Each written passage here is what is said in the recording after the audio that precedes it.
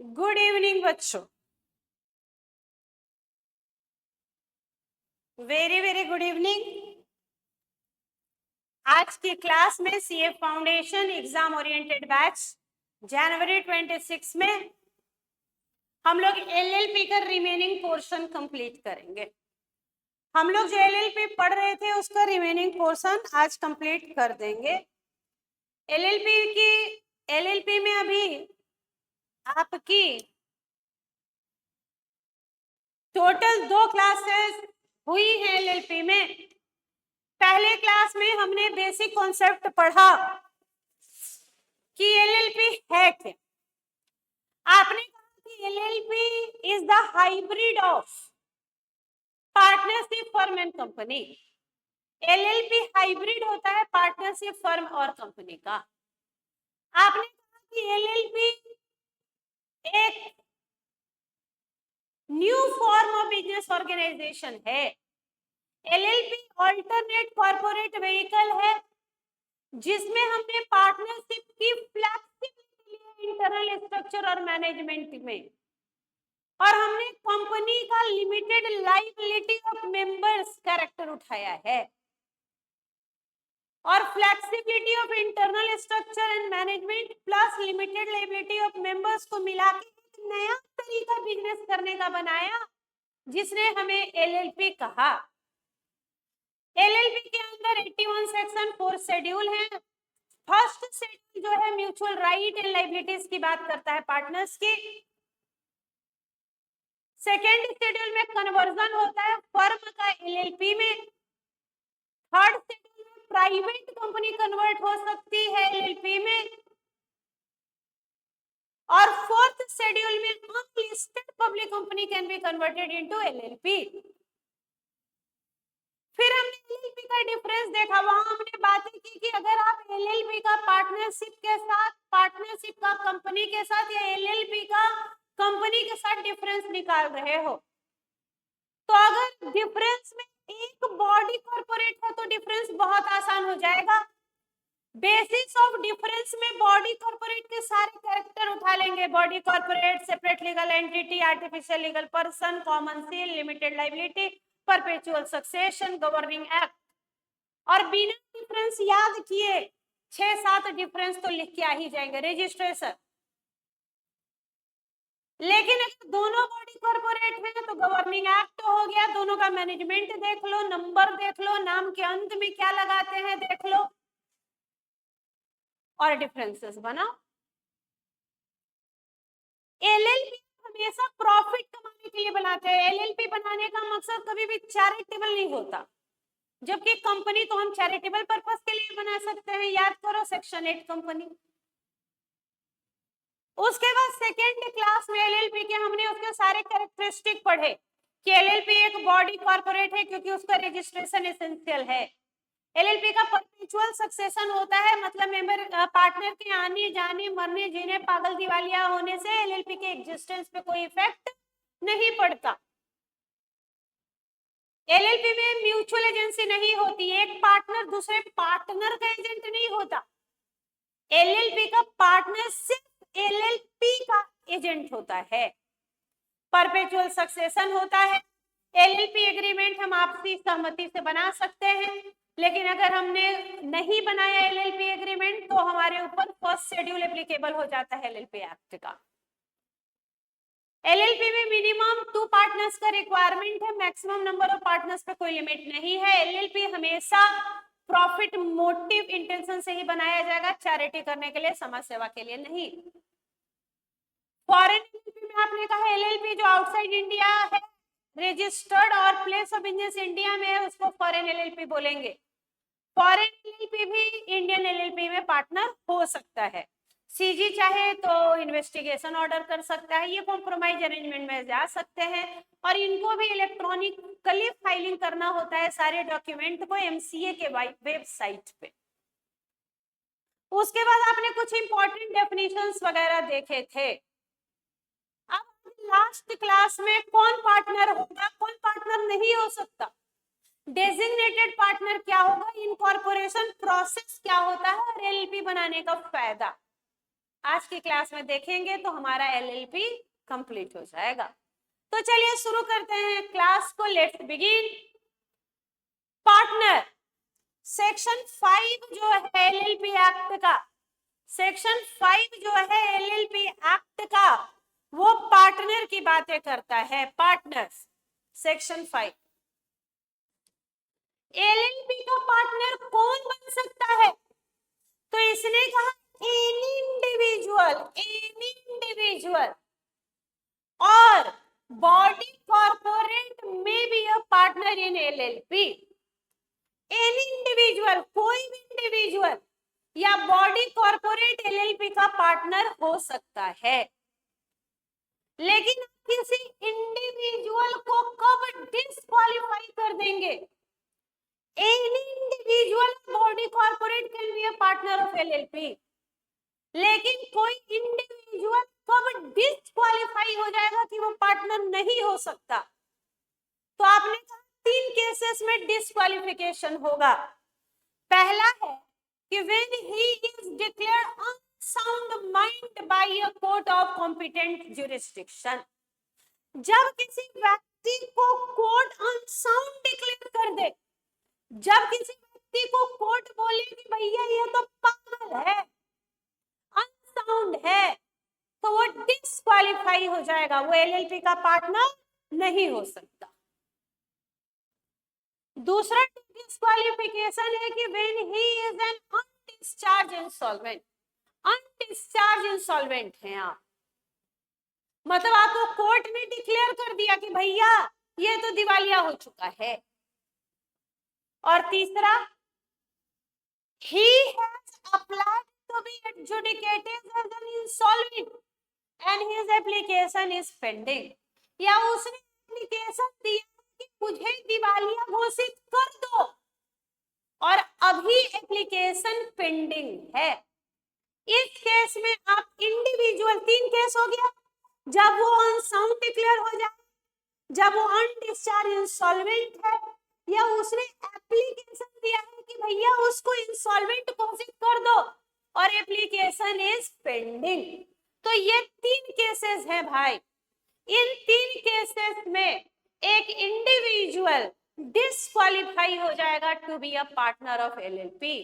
Otherwise any individual और body corporate can be a partner of LLP. Minimum number of partner, section 6 क्या बोलता है कि भैया एलएलपी में मिनिमम नंबर ऑफ पार्टनर कितने होंगे? तो इसने कहा 2, कम से कम तो 2, और मैक्सिमम पे लिमिट ही नहीं, मतलब मैक्सिमम तो कितने भी हो सकते हैं। Every LLP shall have at least 2 partners। Every LLP shall have at least 2 partners। सारे एलएलपी में कम से कम 2 पार्टनर होने चाहिए। लेकिन मान लो बेटा एक पार्टनर हमारा मर गया और हम अकेले पार्टनर बचे हुए हैं, और फिर भी हम एलएलपी का बिजनेस 6 मंथ या उससे ज्यादा चला रहे हैं, तो फिर जितने भी डेट या लायबिलिटी एलएलपी ने उस पीरियड में इंकर किए, उसके लिए हम अकेले पर्सनली लायबल होंगे, मेरी लायबिलिटी को अनलिमिटेड किया जाएगा। सेम बात हम सेक्शन 3 में पढ़ते हैं कंपनी के केस में। If at any time the number of partner is reduced below 2, कम से कम कितने चाहिए? 2। लेकिन अगर पार्टनर की संख्या 2 से कम हो गई, 2 से कम मतलब एक पार्टनर मर गया, पागल हो गया, दिवालिया हो गया, छोड़ के चला गया, हम अकेले पार्टनर बचे, रिड्यूस्ड बिलो 2, और LLP continued to carry business for more than 6 month, और एलएलपी जो है बिजनेस चला ही रहा है और बिजनेस चलाते हुए 6 महीने से ज्यादा हो गए, then the only partner during that period, उस समय जो मैं पार्टनर था अकेले, shall be personally liable for all the obligation of LLP incurred during that period। तो उस दौरान जिस समय हम अकेले पार्टनर थे, और बिजनेस 6 महीने से ज्यादा चला, तो वो जो 6 महीने का पीरियड था, मान लो 8 महीने आपने चलाया बिजनेस, तो वो 8 महीने में जितना एलएलपी का ऑब्लिगेशन है सब मेरा है, मेरा personally liability. Designated partner important है, एक बार आप डेजिग्नेटेड पार्टनर के बारे में पढ़िए, एक बार आप रीड कीजिए डेजिग्नेटेड पार्टनर, एक बार हम समझाएंगे डेजिग्नेटेड पार्टनर। एक बार वॉइस इज नॉट क्लियर, एक बच्चा बोल रहा है, मुझे थोड़ा सा कंफर्म करें कि क्या वॉइस क्लियर नहीं है।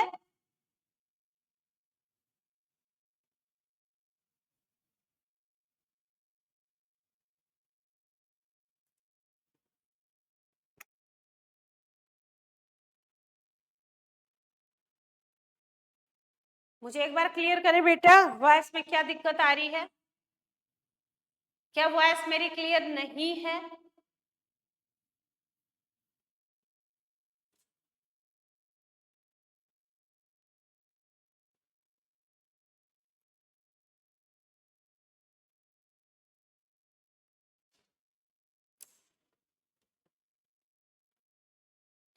डेजिग्नेटेड पार्टनर की बातें करते हैं हम लोग सेक्शन 7 में।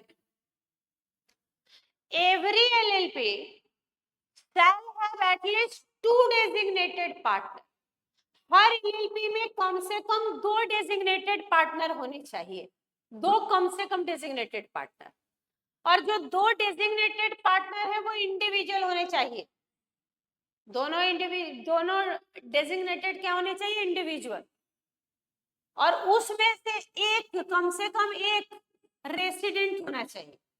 रेसिडेंट का मतलब है कि ड्यूरिंग फाइनेंशियल ईयर कम से कम 120 दिन उनको इंडिया में रहना जरूरी है। रेसिडेंट इन इंडिया का मतलब है कि ड्यूरिंग फाइनेंशियल ईयर कम से कम 120 दिन इंडिया में रहना जरूरी है। इफ इन एलएलपी, मान लो कोई एलएलपी है बेटा जिसमें सारे के सारे पार्टनर बॉडी कॉर्पोरेट है, हो सकता है मान लो हमने एक एलएलपी बनाई जिसमें एक एलएलपी पार्टनर है, एक पब्लिक कंपनी पार्टनर है, एक प्राइवेट कंपनी, तो ये LLP, private company, public company तीनों क्या है, बॉडी कॉर्पोरेट। तो क्या हम एक ऐसा एलएलपी बना सकते हैं जिसमें सारे पार्टनर बॉडी कॉर्पोरेट हैं? हाँ।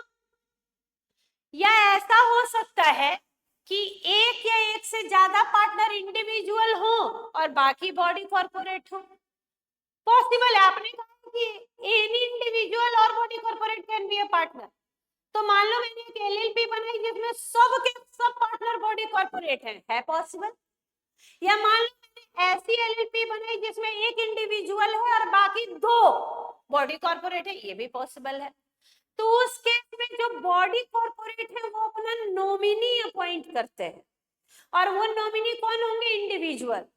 तो आप किसी 2 इंडिविजुअल को डेजिग्नेटेड पार्टनर बनाओ और उसमें से एक रेसिडेंट इन इंडिया होना चाहिए।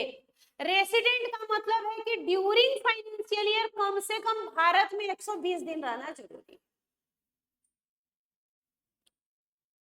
हु आर पार्टनर, तो क्या होगा कि if in LLP all partners are body corporate और इन विच वन और more partner are individual and body corporate, at least 2 individual who are partner or nominee shall act as designated partner। मतलब हर LLP में 2 designated partner होने चाहिए, दोनों individual होने चाहिए, उसमें एक रेसिडेंट होना चाहिए। एक एग्जांपल है लिया, एक एलएलपी बनाया हमने, उसमें जो पार्टनर्स हैं वो देखो तीनों के तीनों body corporate, Ram LLP, ABC limited और XYZ प्राइवेट लिमिटेड, तीनों पार्टनर कौन है, हमारे बॉडी कॉर्पोरेट। अब ये बॉडी कॉर्पोरेट क्या करेंगे बेटा, ये बॉडी कॉर्पोरेट अपना नॉमिनी अपॉइंट करेंगे। ये नॉमिनी कौन होंगे, इंडिविजुअल। मान लो राम एलएलपी ने अपना नॉमिनी अपॉइंट किया मिस्टर राम को, एबीसी लिमिटेड ने मिस्टर श्याम को, और XYZ प्राइवेट लिमिटेड ने भगत को, ये सब के सब इंडिविजुअल है। अब इन तीनों में से किसी दो को आप क्या बना दीजिए, डीपी, डेजिग्नेटेड पार्टनर। तीन इंडिविजुअल हो हो गए, इन तीन में से किसी दो को आप बना दीजिए डीपी डेजिग्नेटेड पार्टनर, और उसमें एक रेसिडेंट होना चाहिए। एक क्वेश्चन इसने पूछा है बेटा, देखिए तो क्वेश्चन आपको समझ में आ रहा है क्या? ये दोनों क्वेश्चन, सारे बच्चे एक बार क्वेश्चन पढ़ेंगे, क्वेश्चन समझ आ रहा है क्या? फिर देखेंगे हम लोग इसका आंसर। पहले क्वेश्चन देखिए तो। साहिल यादव बोल रहे हैं कि वॉइस इज नॉट क्लियर। और कोई बच्चा अगर क्लास देख रहा है तो मुझे बताइए बेटा, क्या वॉइस में कोई दिक्कत आ रही है क्या?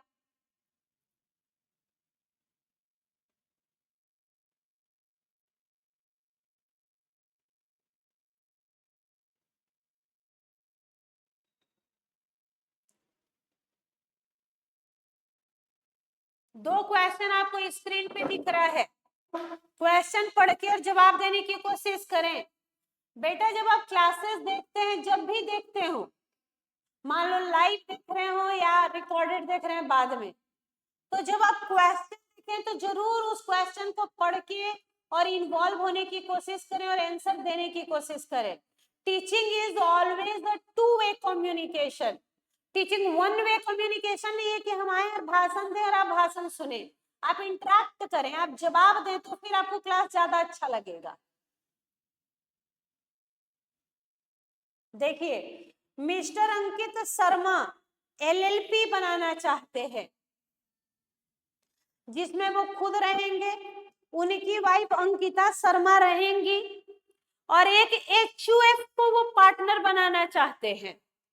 तो आपसे प्रश्न है कि क्या एक एलएलपी बन सकता है जिसमें अंकित, अंकिता और एक एचयूएफ पार्टनर हो?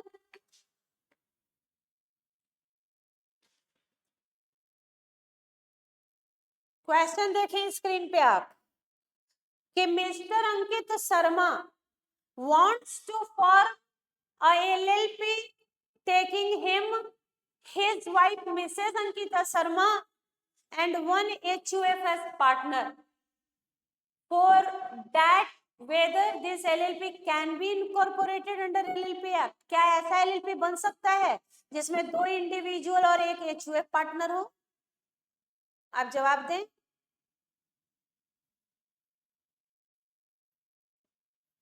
अभी आपने बोला है कि बेटा एनी इंडिविजुअल और body corporate can be a partner, तो क्या एचयूएफ इंडिविजुअल है कि बॉडी कॉर्पोरेट? बोल रहा है दोनों नहीं है, तो फिर ऐसा एलएलपी नहीं बनाया जा सकता।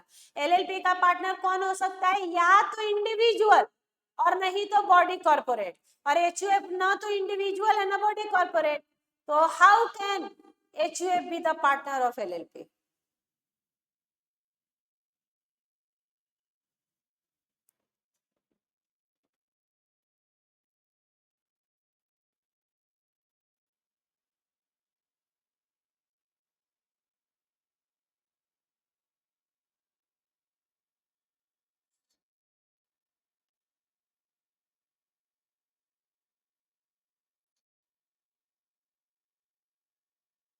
क्वेश्चन समझ रहे हैं बेटा, कि अंकित एक एलएलपी बनाना चाहता है जिसमें अंकित, अंकिता और एक एचयूएफ को पार्टनर बनाना चाहता है। आपको बताना है कि क्या ऐसा एलएलपी जिसमें ये लोग पार्टनर हैं बन सकता है कि नहीं बन सकता है। समझ रहे हैं क्वेश्चन आप?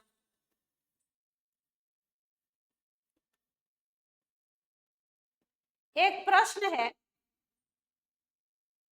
कि मिस्टर अंकित शर्मा एक एलएलपी बनाना चाहते हैं, मिस्टर अंकित शर्मा एक एलएलपी बनाना चाहते हैं जिसमें वो खुद अंकित पार्टनर बनेंगे, प्लस उनकी वाइफ अंकिता को पार्टनर बनाएंगे, प्लस एक एचयूएफ को पार्टनर बनाना चाहते हैं। तो आपसे पूछ रहे हैं कि क्या एक एलएलपी ऐसा बन सकता है जिसके पार्टनर दो इंडिविजुअल और एक एचयूएफ हो? आप क्या बोले? आप बोले हैं कि पार्टनर कौन?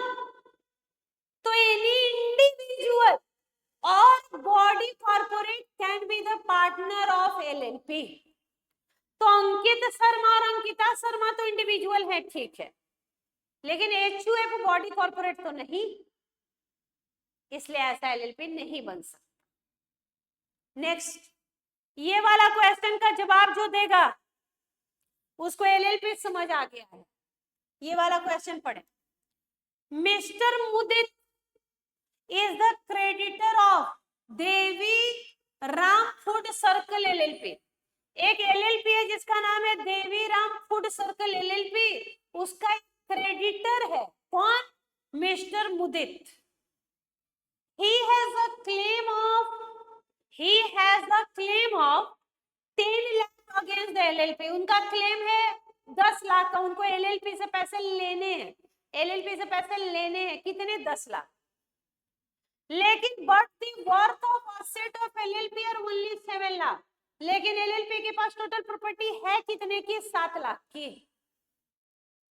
तो नाउ मिस्टर मुदित चाहते हैं कि जो एलएलपी के पार्टनर्स हैं वो पर्सनली लायबल हो जाएं, जो 3 लाख की डेफिशिएंसी है उसके लिए। क्या मुदित सही बोल रहे हैं कि गलत? मुदित सही बोल रहे हैं कि गलत? एलएलपी में पार्टनर्स की लायबिलिटी लिमिटेड है कि अनलिमिटेड? लिमिटेड। तो जब एलएलपी में पार्टनर्स की लायबिलिटी लिमिटेड है बेटा, लिमिटेड मतलब वो अग्री किए थे कि वो इतना कंट्रीब्यूशन लेके आएंगे, तो उनको आप पर्सनली लायबल नहीं बना सकते। ये पार्टनरशिप फर्म नहीं है, ये एलएलपी है। यहाँ पार्टनर्स की लायबिलिटी लिमिटेड है, पार्टनर्स को कभी भी पर्सनली लायबल नहीं बनाया जा सकता। आंसर देखिए दोनों क्वेश्चन के। पहला question number 1, according to provision of section 5 of LLP Act, only individual or body corporate may be a partner in LLP. LLP का पार्टनर कौन हो सकता है? इंडिविजुअल या body corporate. For the purpose of this act, body corporate का 4 मतलब आपने पढ़ा था कल डेफिनेशन में। बॉडी कॉर्पोरेट का मतलब है यहाँ कंपनी, फॉरेन कंपनी, एलएलपी, और फॉरेन एलएलपी को बॉडी कॉर्पोरेट बोलते हैं। तो बोल रहे हैं कि for the purpose of this body corporate means company, जो सेक्शन 2 क्लॉज 20 में डिफाइन है, और उसके अलावा एलएलपी, एलएलपी जो आउटसाइड इनकॉर्पोरेट हुआ है मतलब फॉरेन एलएलपी, और कंपनी जो आउटसाइड इनकॉर्पोरेट हुई है मतलब फॉरेन कंपनी। तो बॉडी कॉर्पोरेट का 4 मतलब है, LLP, foreign LLP, company, foreign company. तो क्या बॉडी कॉर्पोरेट में कहीं एचयूएफ आया? बोल रहा है नहीं।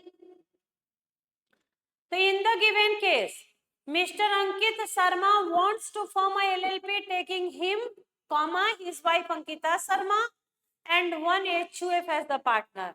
So from the above stated provision it is evident that HUF न तो इंडिविजुअल है और न ही बॉडी कॉर्पोरेट है, इसलिए वो एलएलपी का पार्टनर भी नहीं हो सकता। एलएलपी का पार्टनर कौन हो सकता है? एलएलपी में पार्टनर हो कौन सकता है? एनी इंडिविजुअल और बॉडी कॉर्पोरेट। बॉडी कॉर्पोरेट में 4 लोग आएंगे, एलएलपी, फॉरेन एलएलपी, कंपनी और फॉरेन कंपनी।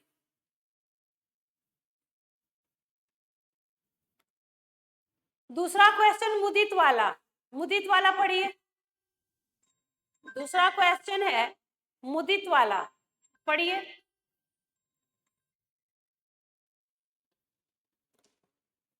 दूसरा क्वेश्चन है मुदित वाला क्वेश्चन पढ़िए। मुदित वाला क्वेश्चन पढ़िए।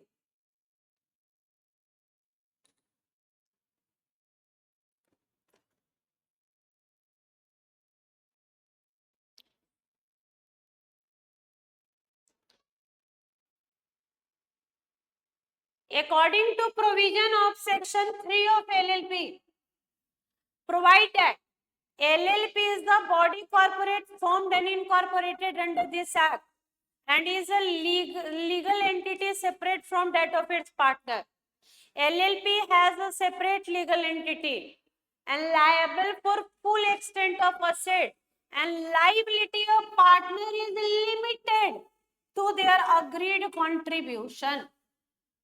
In other words, creditor of LLP shall be the creditor of LLP alone. LLP का creditor LLP का है, In the given case, Mr. Mudit creditor has a claim of 10 lakh against LLP, but the worth of asset are only 7 lakh.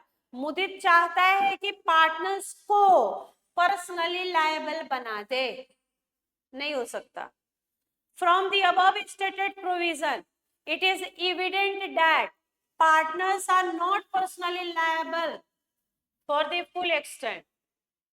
तो मुदित cannot claim deficiency from the partner. भैया LLP के separate legal entity है, LLP body corporate है, LLP का asset LLP का है तो LLP की लायबिलिटी भी तो एलएलपी की है, पार्टनर्स की लायबिलिटी लिमिटेड है. तुमने कहा कि पार्टनर जो अग्रीड कंट्रीब्यूशन बोले भैया उसी के लिए सिर्फ वो रिस्पॉन्सिबल है. कभी भी पार्टनर को पर्सनली लायबल नहीं बना सकते. आगे बढ़िए. तो उधर आपको एग्जांपल ले रहा था डेजिग्नेटेड पार्टनर में कि एक एलएलपी था जिसमें 3 पार्टनर बॉडी कॉर्पोरेट. दूसरा एक एलएलपी है जिसमें एक पार्टनर इंडिविजुअल है और 2 पार्टनर एबीसी लिमिटेड और PQR private limited body corporate हैं. एबीसी लिमिटेड ने अपना नॉमिनी अपॉइंट किया मिस्टर नमन को और पीक्यूआर प्राइवेट लिमिटेड ने अपना नॉमिनी अपॉइंट किया चमन को. तो 3 इंडिविजुअल हो गए, राम, नमन और चमन. इन तीनों में से कोई 2, किसी 2 को बना दीजिए डीपी और उसमें एक होना चाहिए रेसिडेंट. रेसिडेंट का मतलब for the purpose of this section, resident in India means a person who has stayed in India for a period of greater than equal to 120 days during the financial year. जो financial year में कम से कम 120 दिन रहा है भारत में, उसको बोलते हैं रेसिडेंट इन इंडिया.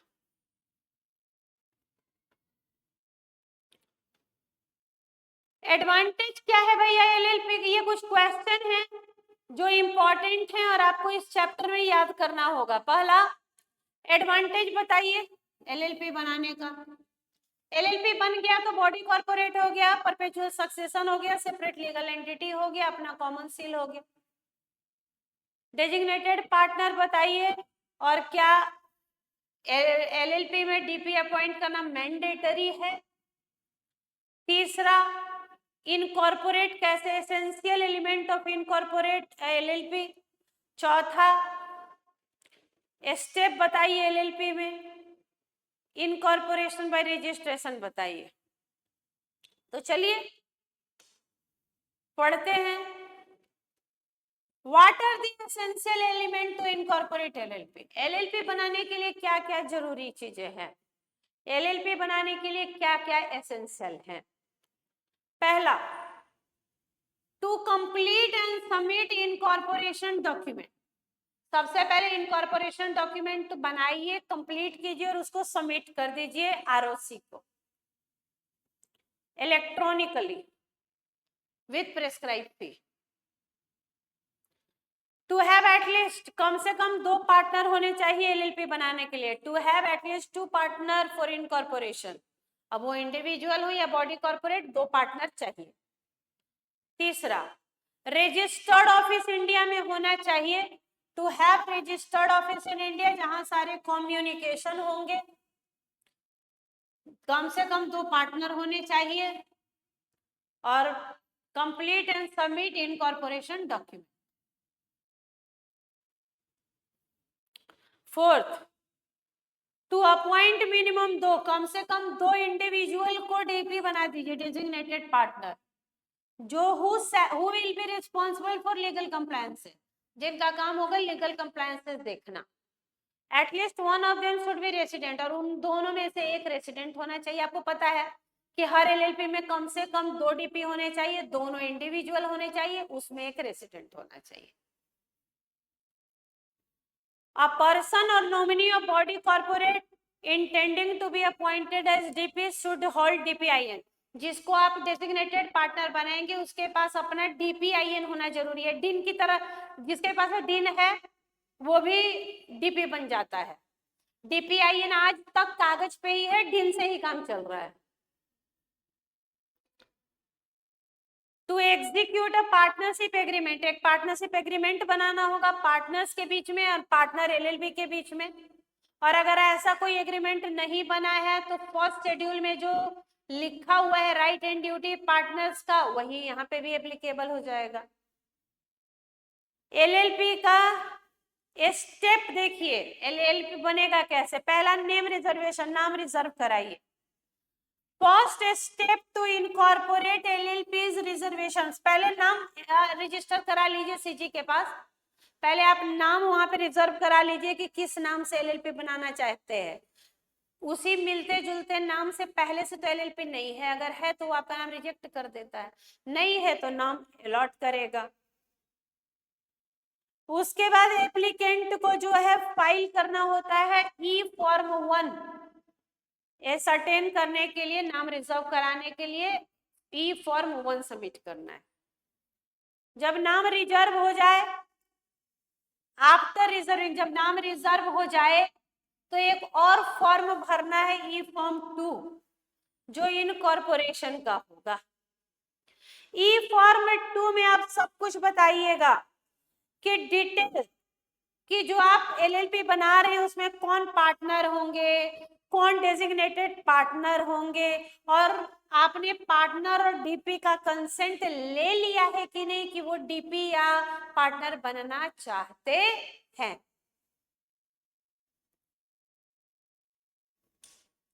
और उसके बाद LLP एग्रीमेंट बनाते हैं।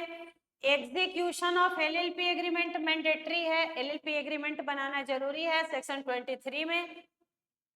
और LLP एग्रीमेंट जो है वो E-Form 3 में सबमिट कर दीजिएगा 30 दिन के अंदर इनकॉर्पोरेशन के ROC को। ये थे स्टेप। पहला स्टेप है नेम रिजर्वेशन, दूसरा स्टेप है इनकॉर्पोरेशन, और तीसरा स्टेप होता है LLP एग्रीमेंट का।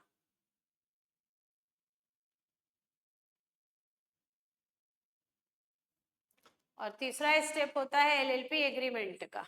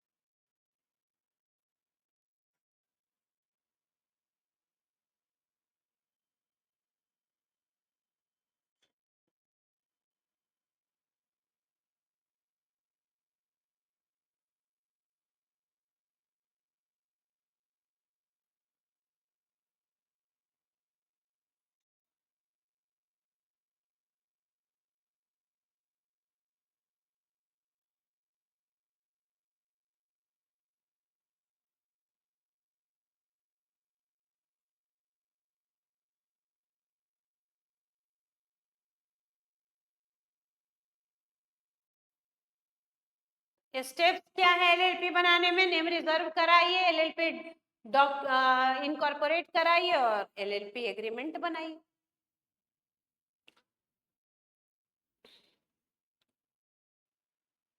सेक्शन 11 में इनकॉर्पोरेशन ऑफ LLP बताया गया है कि incorporation of LLP require, incorporation चाहते हैं तो 2 और मोर पर्सन होने चाहिए जो लॉफुल बिजनेस करेंगे, प्रॉफिट करेंगे, उनका नाम इनकॉर्पोरेशन डॉक्यूमेंट में होगा।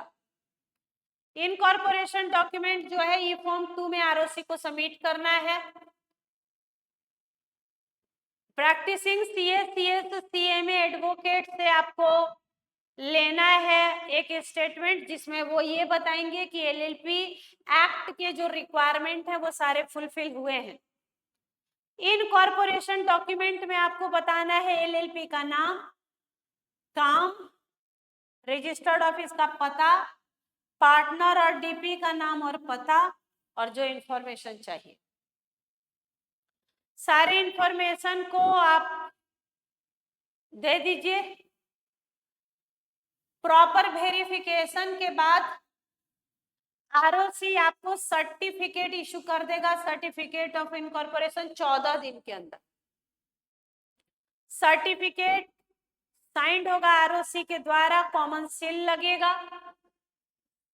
और ये कॉन्क्लूसिव एविडेंस बन जाएगा कि एलएलपी इनकॉर्पोरेट हो गई है। एडवांटेज क्या हुआ एलएलपी बनाने का?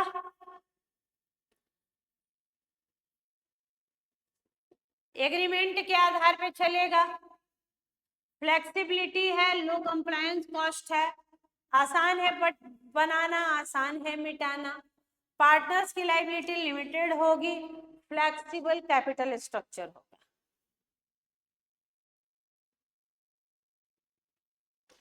डेजिग्नेटेड पार्टनर पढ़ चुके हैं आप, तो ये था एलएलपी। अगर आपको ये हैंड रिटन नोट्स चाहिए तो आप मुझे हाय का मैसेज कीजिएगा व्हाट्सएप चैनल पे मेरे 7291010463 पे, जिसमें आपको हम ये हैंड रिटन नोट्स प्रोवाइड करा देंगे, जिसमें इनकॉर्पोरेशन का क्वेश्चन का आंसर क्या होगा लिखा हुआ है, डीपी लिखा हुआ है, कैरेक्टरिस्टिक डिफरेंसेस सब कुछ लिखा हुआ है। इतना पढ़ने के बाद, ये नोट्स याद करने के बाद आईसीआई में जो 7 क्वेश्चन डिस्क्रिप्टिव है वो कर जाइए, वहीं से क्वेश्चन आएगा एलएलपी का। इस तरीके से एलएलपी खत्म हुआ। अब हम पार्टनरशिप एक्ट शुरू करेंगे मंडे को। मंडे को हम लोग शुरू करेंगे the Indian partnership act 1932 for 20 marks. आपका काम है आप कल तक Indian regulatory framework, companies act और एलएलपी को कंप्लीट करें और राइटिंग प्रैक्टिस करते रहिए। बहुत सारे बच्चे मुझे आंसर भेजते हैं व्हाट्सएप पे, हम बताते हैं उनको कि आपका सही है कि गलत है क्या है। अगर आप पहली बार मेरा देख रहे हैं मेरा चैनल, तो आप जो है सब्सक्राइब करें, शेयर करें, लोगों को भी बताएं और बेनिफिट उठाएं और पास हो जनवरी में। All the very best. चलिए good night, bye bye, thank you.